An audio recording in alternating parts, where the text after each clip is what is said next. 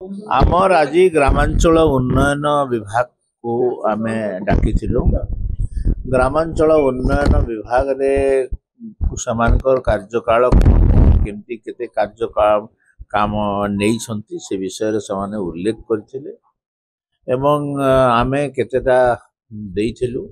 विशेष करी ग्रामांचल रे होतबा ब्रिज गुडी को आरडी डिपार्टमेंट तरफ से जलसेचन विभाग सहित कथबार्ता लगी ब्रिज कम बेरेज कम ब्रिज तैयारी करंतु ता फल ब्रिज ब्रिज आकार रहिबो एवं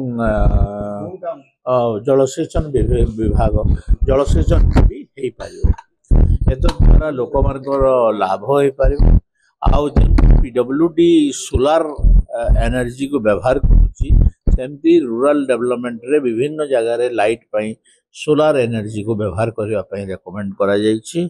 आउ जो प्रत्येक निर्वाचन मंडल रे जो 30 किलोमीटर रास्ता तैयारी करने प्रत्येक वर्ष चिंता करा है।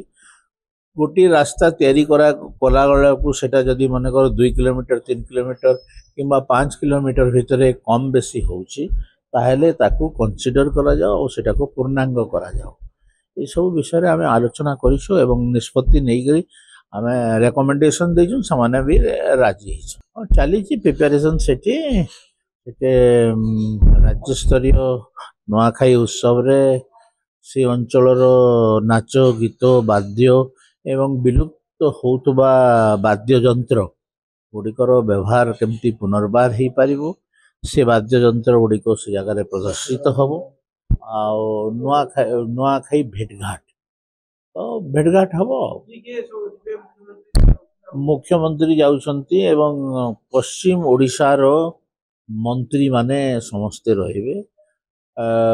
ओडिशार प्राय प्राय सब विधायक को निमंत्रण करा जाय।